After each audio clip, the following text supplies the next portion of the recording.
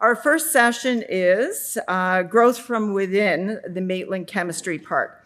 The Maitland Chemistry Park has turned a corner, and these two gentlemen are leading the way forward, bringing over $31 million in growth to the park, as you've heard. They will each do their presentations. I'll invite them both up together, and then if there's time, we'll do some Q&A. But please welcome Greg Canning-LeBlanc from Evonik Canada and Matthew Murton from INVISTA Canada, each to share a little about their successes and what's happening at the sites. Thank you.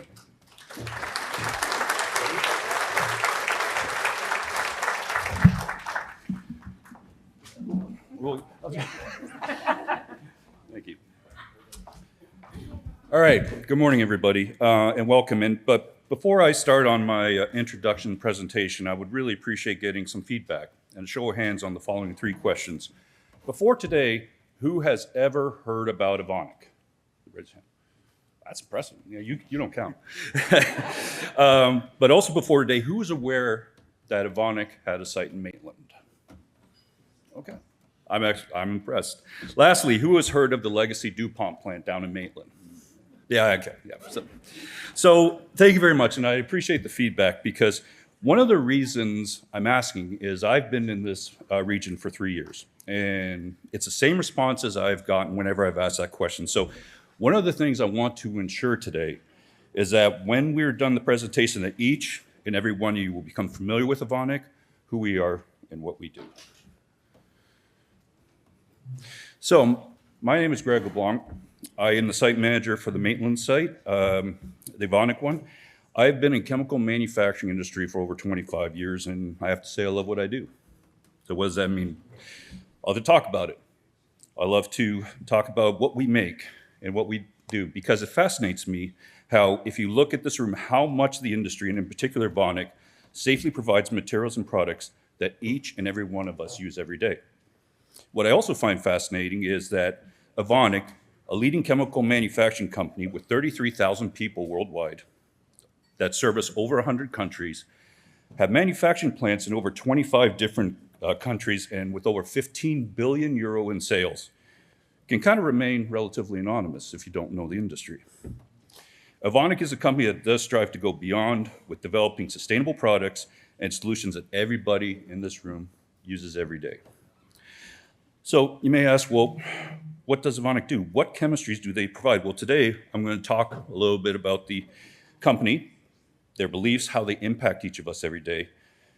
But in particular, I want to talk about one particular molecule that is made locally, where we have an opportunity, not only we make it locally, but to make a local, regional, and global impact. So one of the most important things, and whether you caught me saying this, is that the most important principle rule, whatever we talk about with manufacturing, is safety. Evonik is a responsible care company that values that each and every day at our site, we challenge ourselves to see how we can be safer and be more sustainable. Our site has gone more than 10 years without a lost time accident, and every day we continue to work on being safer so that that number only increases. So if you look at the graphics, and I know there's quite a bit there, one thing if you look at Evonik is they talk a lot about sustainability. One of the ambitious goals that Evonik has as a corporation is to get net zero, and I believe right now it's by 2050. So sustainability is not only fighting climate change, like using green molecules for new applications or using it as a sustainable alternative for existing chemicals. It also includes driving circularity. For instance, adding additives so concretes can self-heal, or safeguarding ecosystems by using technologies like microalgae to make material, and even ensuring health and well-being for the employees and communities, like developing drug delivery systems to help effectively dose medications. So if you look at this graph, and I mentioned before about how Evonik is a global company, but in particular North America, as you can see, we have over 4,900 employees in North America, and that also includes Mexico. So we have basically 4 business lines, which is specialty materials, performance materials, nutrition and care, and I'll talk very briefly about them in a minute. And what in particular the site we're part of is smart materials. Our North American headquarters is in Piscataway, New Jersey, and our regional manufacturing hub is in Mobile, Alabama. But what you can see there is we have a great presence in the North American area. Of course, we won't talk about Canada because that's where we're at. So who is Evonik Canada? So we actually have 5 manufacturing sites, and we do have a head office in Burlington, Ontario. The Maitland site, which I'm representing, and the Gibbons site are smart materials, and I'll talk a little bit more about this in a minute, make hydrogen peroxide. British Columbia site is actually part of nutrition care. They are very instrumental in especially messenger RNA and vaccine technologies. Medicine Hat, which is one that just joined the Smart Material Group, they work on things like catalysts. They're part of a different department. Morrisburg, which of course is not too far away from here, is especially as part of special materials, and they focus particularly on oil additives that make, again, a positive impact every day. Burlington is where our central office is, and they really support us more regionally with our human resources and financial. So active oxygens. Active oxygens is what the peroxide facility and what we represent. So when I talk about hydrogen peroxide, that is certainly probably something that every single person in this room is familiar with that molecule or has heard it or used it. So Evonik is the largest manufacturer of hydrogen peroxide in North America. We have 4 sites strategically placed throughout North America so that we can service Canada, United States, and Mexico. You also see in this diagram, and it has a whole bunch of terminals. So the terminals are basically where we ship hydrogen peroxide, where they store it, so they can then be able to send it to local customers to ensure that we can deliver this in a timely manner. So when I say hydrogen peroxide, I think probably this group thinks about, and I want to make a plug for Shoppers Drug Mart, but go Shoppers and you see, the hydrogen peroxide there that you can get for disinfecting and that. But, you will not see it coming directly from us. We are one that actually makes it, but we are probably the ones that originally provided it. So like I said, it's one of those things sometimes, especially chemicals, is we make so much of this, but no one sees it because we don't send it directly to the customers. But as I talk about this, one of the things I really want to talk about, a little bit of education, is what else can peroxide be used for? And this is where, as MPP Clark mentioned, when we talk about growth as an opportunity, right now, if you look at the screen, you see all the different things that it can be used for. There's one in particular right now that our site had not had the opportunity. We have the people, we have the technology. The thing was having the investment. But all these other things, and we talk about, the pulp and paper, everyone's familiar with that. But we also use it for chemical reactions. Food safety is one of the things that peroxide is used for. But even electronics, something I don't think people are aware of. It's the second most consumed material to make electrical components. Everything talking about for your electric vehicles, computer chips, all that. But I've talked enough, and so I'm hoping, I do have a presentation here, and I'm going to go to the next slide that has a little video. I'm going to put a disclaimer. I'm not sure if it'll work, but we'll give it a go and see if it can.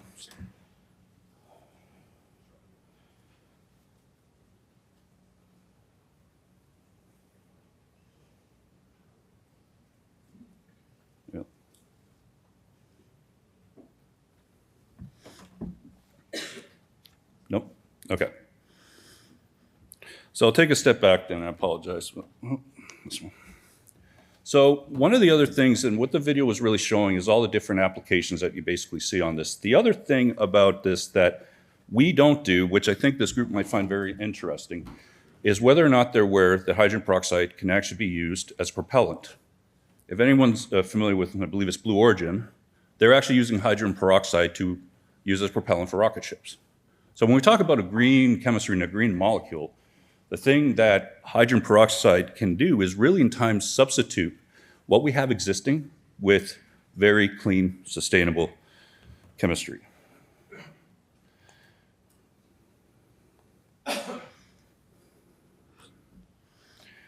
So now we'll get into a little bit more about the site itself. So if you see this picture, and I will give credit to Matt for providing a bunch of this information, but what is the Maitland site? Hydrogen peroxide as I mentioned, if anyone's not familiar with it, is basically breaks down into water and oxygen, two molecules that we all need to survive, two molecules that are very green, two molecules that are really essential for the planet. So with talking about this, it is really showing the opportunity of other things that we can do. Our site here has really 30 dedicated individuals who focus on safely producing quality material in a responsibly sustainable manner to support the community. Now, we all know that we've had struggle with COVID, but our site is continuing to really try to get out in the community. And that's why I asked the question, because when we've been out there and mentioned Evonik, people kind of look at you. And when you say Legacy DuPont, oh yeah, I know where that is. So, some of the examples down here is really showing that when we're going out in the community, we're trying to participate in local events and donations. We did the May 2-4 walk down over in Prescott, which was a great success. And the business park, though, if you look through this, it's really gone through a lot of change. I'm only going to speak a little bit about Evonik, but the big thing is, in the heyday, people were there was over 1,000 people on the site. And now at least our portion of it, the Peroxide site, which has been there since 1986, we're at 30.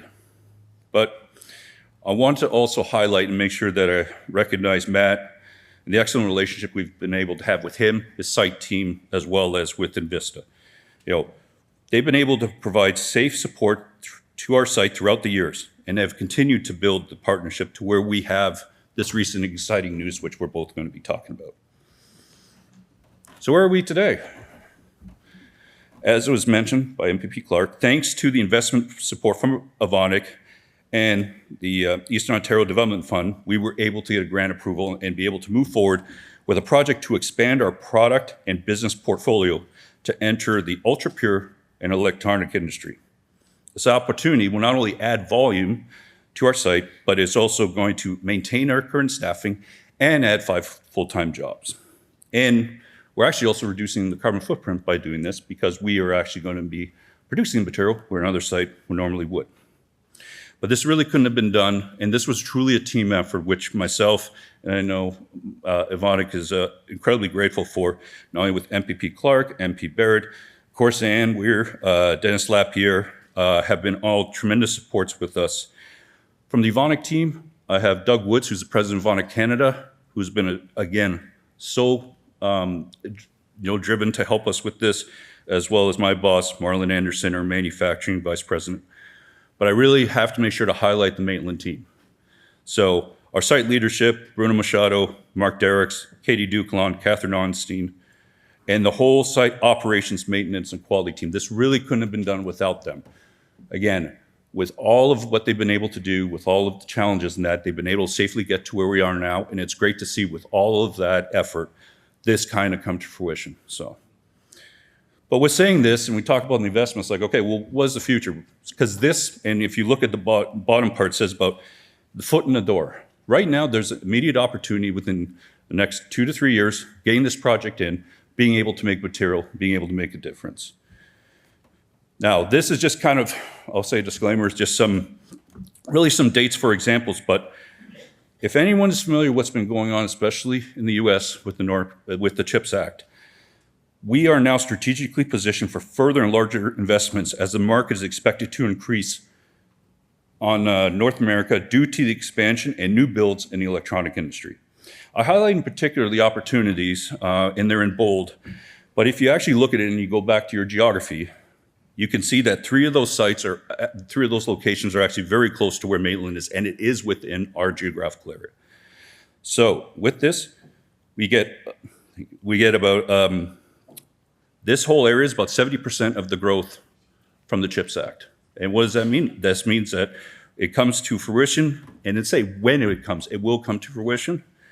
It gives us an advantageous position for a site expansion, which means even more full-time jobs, more investment, and more community support. So I'm really just going to end with this. So this is really who we are and what we've been able to accomplish. And one of the biggest senses of pride, and I mentioned this before, is how separate groups with a common interest in supporting and growing local businesses were able to support us and help us with this. This has been, it's going to be a sizable impact in the short term and even a larger one in the long term. So next time, if you think about any of these products, especially the hydrogen peroxide, just take a moment to think, because likely it probably came from us, part of this community. So So I'll ask one more time with the raise of hands, who has now heard of the Evonik Maitland site?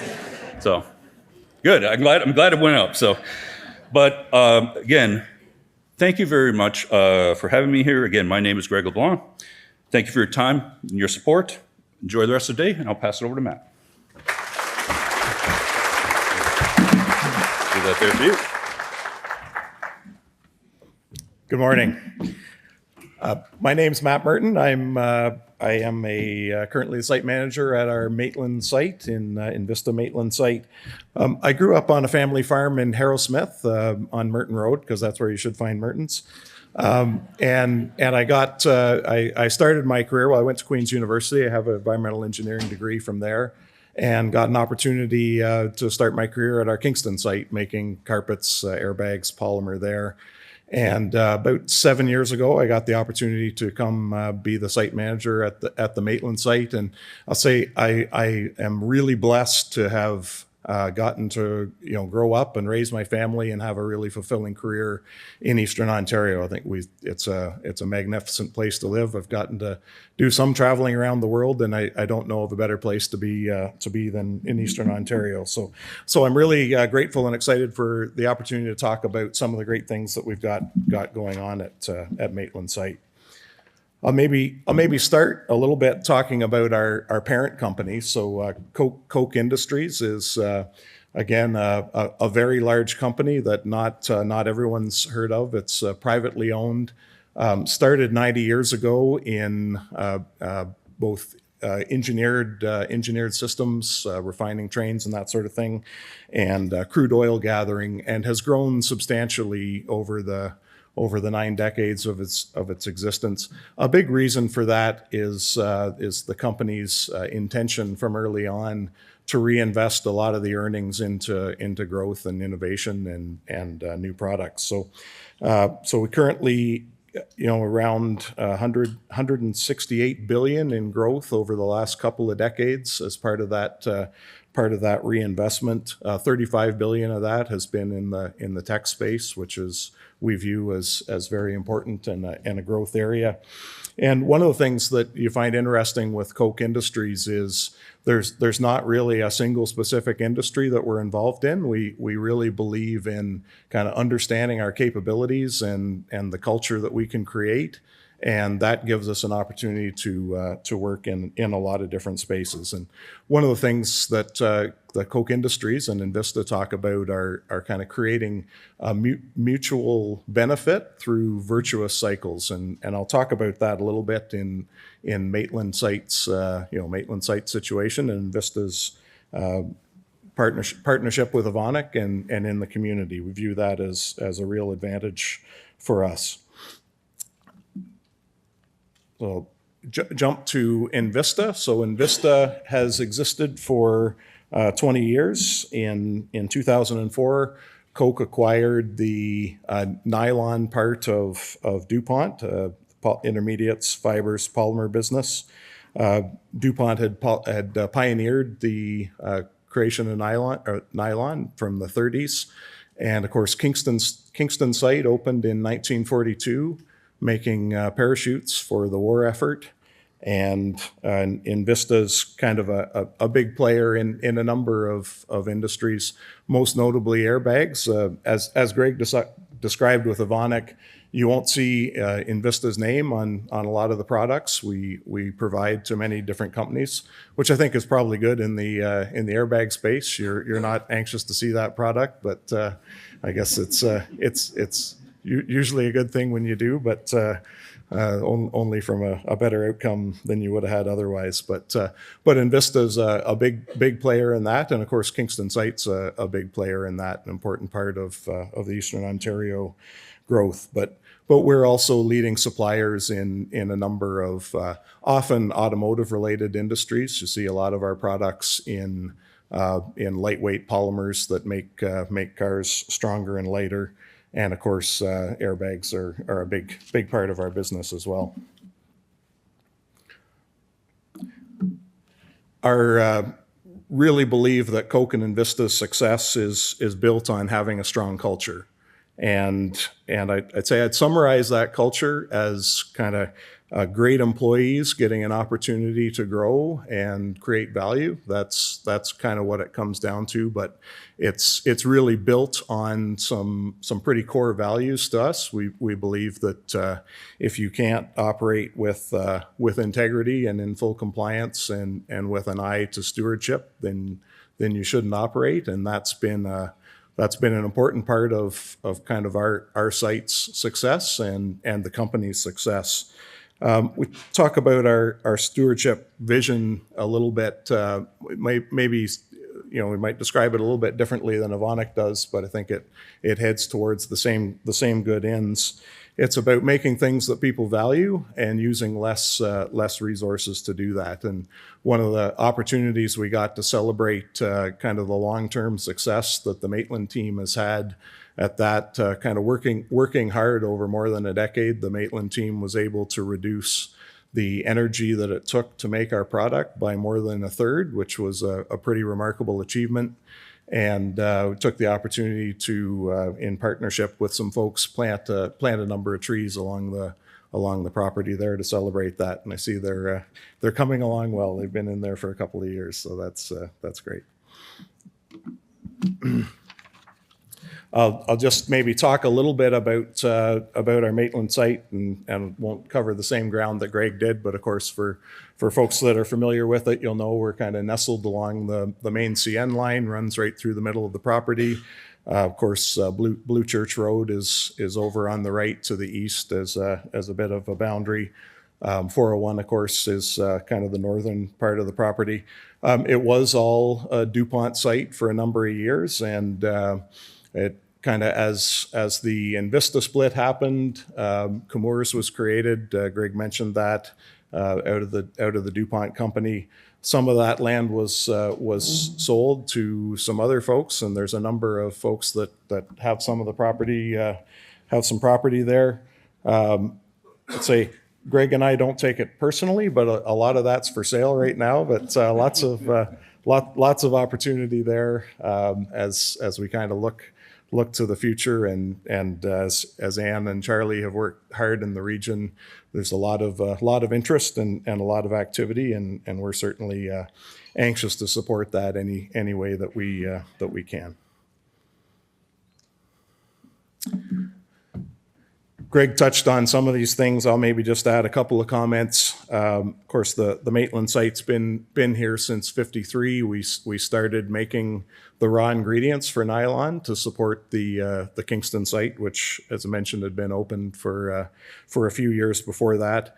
A lot of change through the years. Certainly, we peaked at 1,400 people in the '60s, and a lot of different products that have come and gone. But really, an important part of the message there is a site with just great employees through time that has been flexible to changes in markets and changes in the world. Those products that in some cases come and go. So certainly we're smaller now, but still a critical and important part of the INVISTA company, which has been a very successful company. And certainly, as Greg said, we've heard the are you still open? Oh, you mean the DuPont plant, right? And certainly that's part of why I was glad for the opportunity to come and talk about some of the really exciting things that are going on there. Sorry, maybe just quickly mention, of those things that are still operating, nylon specialties is really a core part of our business there. We're also providing electricity to the grid. We have a cogen unit that's providing electricity when it's needed. And of course, part of why we're here today is talking about the restart of our nylon intermediates, which are going back to the beginning to a certain extent. One of the things that we've been active in as some of those things, those other products came and went, a critical part of making nylon is kind of dealing with some of the things that you didn't intend to make while you were making the nylon. So what INVISTA's really found as a very positive niche for us is for the kind of the past 30 years, we've been collecting from around the globe kind of the byproducts that otherwise would have to be disposed of or dealt with as a waste fuel, and turning those into really valuable chemicals that are used in a wide variety of applications. So again, never a place where you would see INVISTA's name on any of these, but the chemicals that we make at our plant are used, really all over the world in a wide variety of end uses, and have that benefit of a really positive carbon footprint because they're coming from what would otherwise be a waste. So as you kind of look at how the international standards view that, it's viewed really positively, and so that's been a great foundation for our site. I talked earlier about kind of the culture that we try to create and the principles that we're grounded on. We know that our success comes from really a core part of our vision talks about being a preferred partner, and that's with our customers, of course, but maybe even more importantly with our employees, with the communities where we operate, with good partners like Evonik. Think it's really positive that we're able to provide high paying jobs. That was mentioned in kind of the intro to both our sites. Kind of the starting wages for hourly folks is around $30, and people can learn and grow and create more value up to over $50, and that's $50 an hour.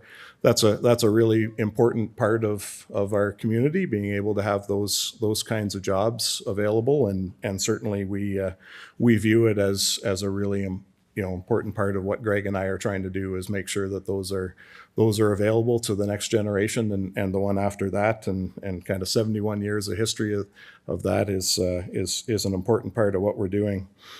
And of course we alluded to some of the investment that we have going on. We were able to make an announcement in June about that restart, and it's great to see the parking lot full again, or fuller again, as of course we've got a lot of contractor partners helping us with that much higher level of activity that we've got going on there, which is more than just the restart of that intermediates part of the plant. So $23 million is getting invested there.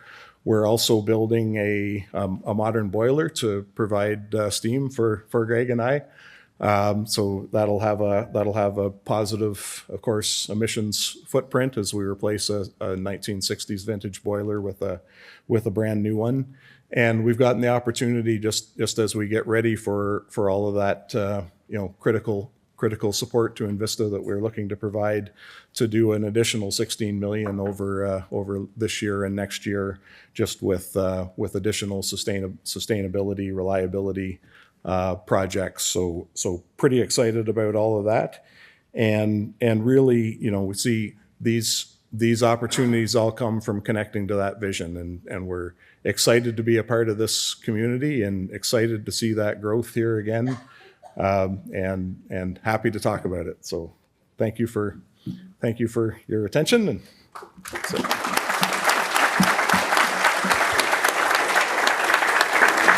Thank you, Matt and Greg, and we are on schedule, so we do have some time for some questions. For those that have not been here before, we have two people that are going out into the audience, and Jeanette and Carol will bring a microphone to you. And so if there are any questions, that would be great. Do we have anyone right from the back? Hello, my name is Susan Smith. This is probably a really silly question because I'm quite sure neither of you gentlemen have the answers. But we do know that we keep hearing about tariffs that are going to be placed. I'm sure and hoping that you guys are working with your head office to make sure that those tariffs aren't going to have any impact here in Canada. Thanks. I mean, and it is a very good question, and I will say on my behalf, and I mentioned Doug Woods, the Evonik, President of Evonik Canada. We're actually going to be having a meeting next week to talk about that very subject. So more to come from that, but we are aware of it, and certainly we'll be working on seeing how we can deal with it. I'll maybe just add, certainly Koch Industries is our active believers in the criticality of free trade, and certainly pay very close attention to those issues as well, and have been a little bit politically active certainly through the years, and really that's been their focus, is trying to encourage that as best we can. Of course, you don't always get to decide those things, but sometimes that's really challenging, and sometimes it has worked out okay as well. Certainly we have ended up advantaged in a couple of spots being in Canada with just how that's shaken out, and being able to access some different places. But it's certainly a concern, and one I know many of us are watching. Adrian? Yeah, not so much a question, Matt. Adrian Winans from President of the Grenville Federation of Agriculture. A big shout out, and I don't know if people in the room know this, but Matt donates their excess land that's good for farming. And through the Grenville Federation Food Bank Project, over the last 10 years, we've donated over $200,000 to the local food banks. And thank you, Matt.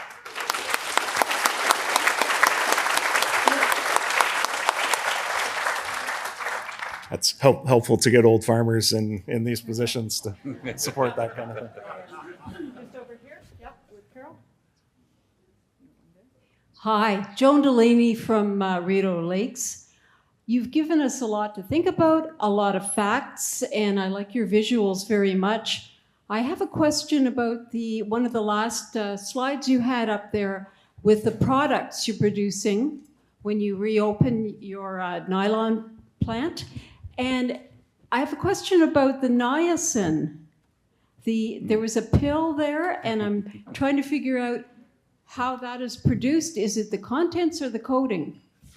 It's the contents. It's the vitamin B, and it goes into primarily in China, food supplement for animals. So it's amazing to me, having been in I'll say more traditional industries where you're making carpets or you're making airbags. When you're making a really interesting organic chemical, it can be then further transformed in a lot of really interesting ways. So the same kind of chemical can get moved into an epoxy in one end use and end up as an animal supplement in another. So it's an interesting business. Over to Tracy. Great, thank you. Tracy McDonald with CSE Consulting, our local employment resource center. Quick question. Thank you for all of the great facts that you shared, Greg and Matt. Nice to hear that you have starting wages in that $30 range. And some nice-sized teams. With regards to all of your growth, what skills or credentials would be required for upcoming positions?